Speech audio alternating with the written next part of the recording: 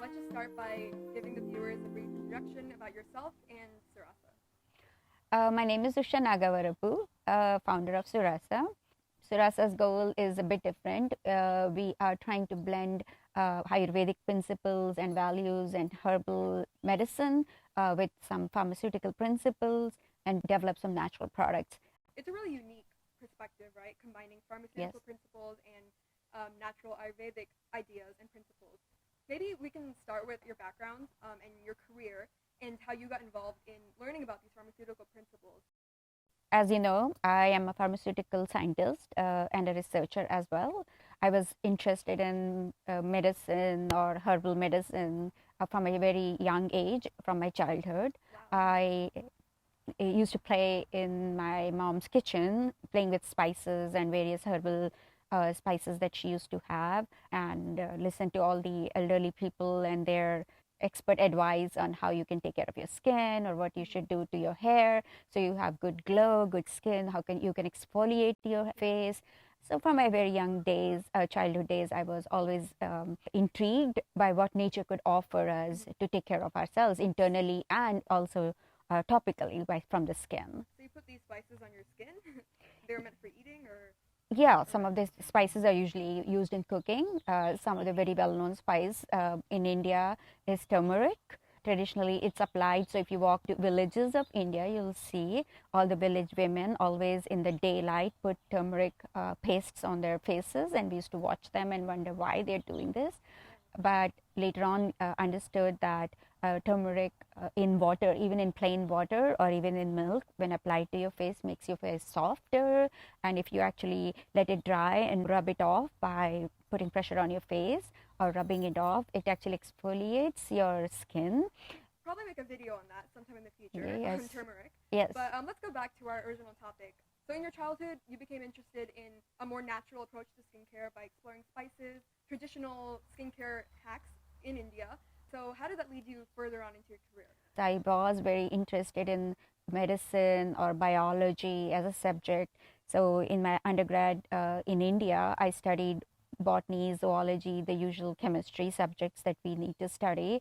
I wanted to go into med school, but along the way, I became more interested in research. So came over to States, pursued a PhD in pharmacology and neuroscience, and then stayed the regular path that a scientist does, right? So I worked in many companies pursuing drug development, product development for oncology, dermatology, and that led to looking into other alternative complementary medicine also. And I looked into herbs, what kind of constituents or active ingredients are present in these herbs. So would you say maybe like these two things are mutually exclusive? Because I think a lot of us have this idea that, you know, herbal medicine, traditional recipes or traditional skincare approaches, because they're not clinical or scientifically proven, they don't have a lot of weight to them. Or on the other side, there are a lot of people who subscribe to these very traditional approaches to skincare and overall health. They're a bit scared or apprehensive of, you know, these very scientific, clinical, or as you might say, Western medicines, too many chemicals, so and so. So, I mean, in your experience, because you have so much experience and interest in both of them, do you think that they're mutually exclusive? They can't be combined? What was your perspective on this? No, I think I have a very different perspective. I feel they can be mutually combined. They probably will help each other, and that is another huge reason that I've switched gears and I'm pursuing Surrasa. We founded Surrasa because I feel this can aid and work very well with the Western medicines that are being developed for many of the skincare disorders. And the issue being with the herbal or the natural medicine world, whether it's Ayurvedic or traditional Chinese, is that it takes a while. You have to have patience. You have to take them for a long time. While Western medicine approaches the issue directly, they're very targeted medicine, and they help bring relief somewhat immediately. Yeah. While a lot of us want that. Yeah, exactly. Being patient is hard. Patience is hard, but then traditional medicine, like traditional herbal medicine, have very few side effects or sometimes no side effects, and they can be stopped anytime, and there is no problem with that. While Western medicine has a course, you have to take it, you have to follow it. Sometimes there are side effects, many a time actually. So there are pros and cons to both, but they can definitely be helpful and support each other in bringing better health to the person. Yeah, definitely. Yeah. That's a great perspective that I think needs to be spread more. Yeah, yeah. And it is being spread, and it's called the integrated medicine right now. Whether it's in dermatology or in other medicines to other areas, it's being developed and being pursued, and many doctors and many Western practitioners are spreading the word. So yeah, there's like great value.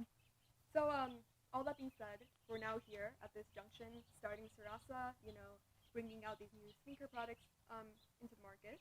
Coming soon. Check out our website. But shameless plug. But yeah. So all that combined, all this knowledge that you gained, these tips you learned in your journey, what has finally brought you here, and what do you want to achieve with Surrasa, knowing all that you do? So there's always a story for every journey, right? In my case, having interest is one thing. Also developing expertise or pursuing it as a career is another thing. But also sometimes there are some things in your family or something happens along the journey that actually moves you in this direction or the other. In my case, it could be like my son had eczema, and when he was younger, I studied alternatives, other complementary medicine to the medicine that was being given to him, how I can use other natural medicine for making his condition better, which is safer and also can be used long term on him. During that journey, I found many herbs that I could use, and his condition improved. That made me believe in this more.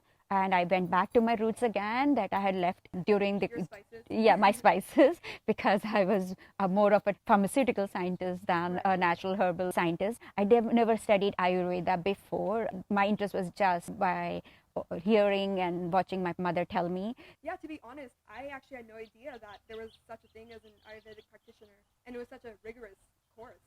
Yeah, it's always hard, especially when you're changing focus. I've been a pharmaceutical scientist for many years. So, of course, understanding, reading everything, learning anatomy or anything in the way Ayurveda describes is a lot of work. It's fascinating, and I'm enjoying that journey.